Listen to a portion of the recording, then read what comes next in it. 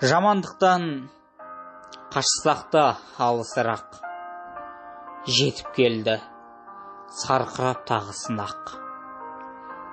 Дамыл таппай бар қазақ дабыл қақты, жайбарақат жата алмай жаны шыдап. Мұндай шақта келмейді үнсіз қалғың, дәмін татты жүректер шын сыздаудың. Бір бұлақ су тіршілік көзі болса, бір қойма су өз екен тілсіз жаудың. Бөтені жоқ, қазақтың бәрі бауыр, аттандырып көмегін ауыл-ауыл. Қолда барын аямай беріп жатыр, болады деп тас түскен жерін ауыр. Тасқынның да болар ол бір тоқтамы, шаттық жырын айтармыз шырқаптағы. Анау-мынау сынаққа сынбайды оңай алпамыстай алыптың ұрпақтары.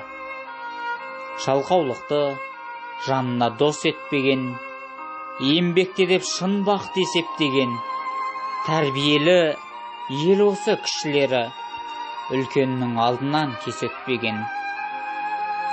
Сену қиын, жағдайын көзің көрмей, іс қылатын ақыл мен сезім кермей. Ынтымағы жарасқан жұрт осында, бір-бірінің тыңдайтын сөзін бөлмей. Қонағы да секілді бір туғаны, кішіпейіл шетінен шіркін бәрі. Сол пейілден шығару бар қазақтың көмек қолын созуға ұмтылғаны. Селдің емес, елдің сен күшін қора, жақсылықты жасайтын құшырлана. Қиыншылық бәлкім бұл келген шығар, ұлт бірлігін нығайту үшін ғана.